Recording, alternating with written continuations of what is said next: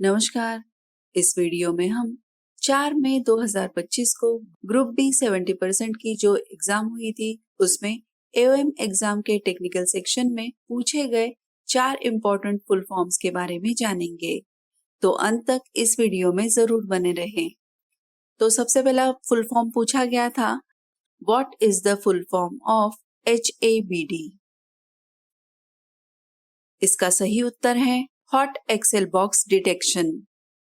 Hot axle box detection ये एक railway सुरक्षा प्रणाली है जिसका उपयोग ट्रेन के चलने के दौरान एक्सेल बॉक्स के अत्यधिक गर्म होने की स्थिति का पता लगाने के लिए किया जाता है। देखते हैं हॉट एक्सेल बॉक्स डिटेक्शन कैसे काम करता है। रेलवे ट्रैक के किनारे खास सेंसर लगे होते हैं जो ट्रेन गुजरते वक्त एक्सेल बॉक्स का टेम्परेचर को मापते हैं। अगर किसी एक्सेल बॉक्स का तापमान सामान्य से बहुत ज्यादा होता है तो सेंसर अलार्म बजा देता है। इससे ट्रेन कंट्रोल रूम को सूचना मिलती है जिसके कारण ट्रेन को अगले स्टेशन पर रोका जा सकता है। फिर टेक्नीशियन स्टाफ उस बोगी की जांच करते हैं। इसका सबसे बड़ा फायदा ये है कि दुर्घटना होने से बचाव होता है, आग लगने या एक्सेल टूटने की संभावना कम होती है जिसके कारण यात्रियों की सुरक्षा बढ़ती है और समय रहते मेंटेनेंस संभव होता है। अगला सवाल पूछा गया था, what is the full form of NPG? The correct answer is NPG stands for Network Planning Group. NPG एक महत्वपूर्ण संस्था है जो भारत सरकार की PM गति शक्ति नेशनल मास्टर प्लान के तहत काम करती है। NPG ग्रुप PM गति शक्ति योजना जो 2021 में शुरू हुई थी उसके तहत बनाया गया है। इसका उद्देश्य अलग अलग मंत्रालय जैसे रेलवे, सड़क, पोर्ट, विमानन इत्यादि के बीच समन्वय करके देश में तेज, सस्ता और कुशल मल्टी मॉडल कनेक्टिविटी विकसित करना है। अगर इसको भारतीय रेलवे के दृष्टिकोण से देखा जाए तो नई रेलवे लाइन कहाँ बनेगी, इसका समन्वय अन्य परिवहन साधनों से करता है।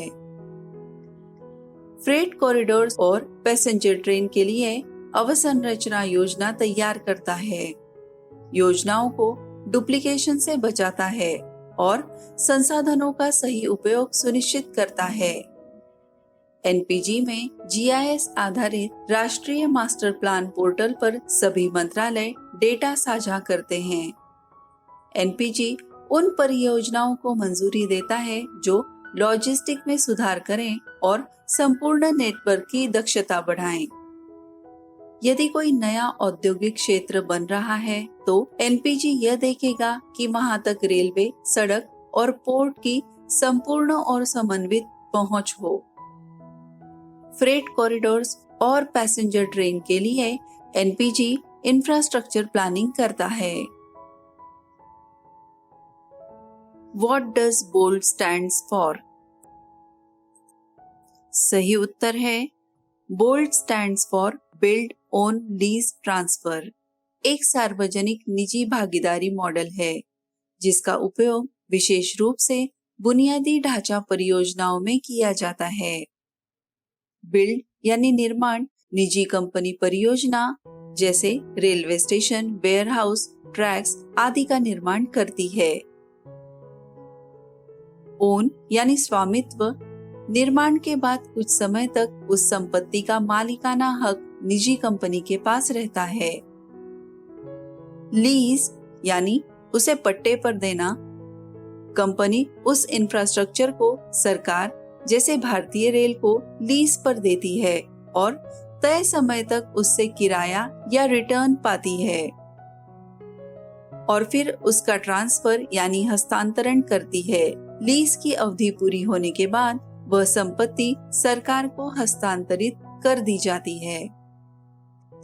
बोल्ट इसका उद्देश्य सरकारी पूंजी पर दबाव कम करना तथा निजी क्षेत्र की दक्षता और निवेश आकर्षित करना और बुनियादी ढांचे का तेजी से विकास करना है।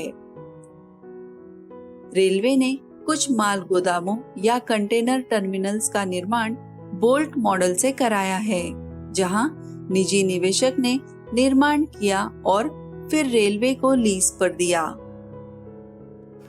अगला और अंतिम क्वेश्चन था, what is the full form of UFSBI? Correct answer is universal fail safe block interface. UFSBI एक इलेक्ट्रॉनिक प्रणाली है जिसे रेलवे के ब्लॉक वर्किंग सिस्टम में इस्तेमाल किया जाता है।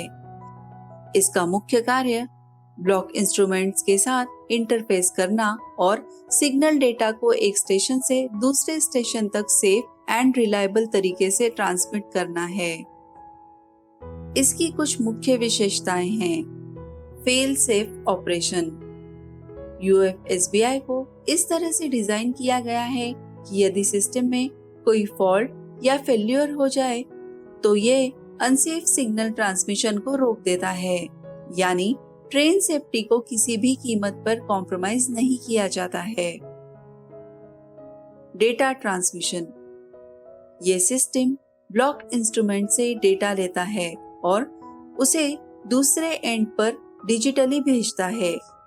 ये पारंपरिक कॉपर वायर्स की जगह modern communication interface optical fibre communication का इस्तेमाल करता है। कंपैटिबिलिटी। ये विभिन्न प्रकार के ब्लॉक इंस्ट्रूमेंट्स के साथ कंपैटिबल होता है, इसलिए इसे यूनिवर्सल कहा जाता है। Real time monitoring.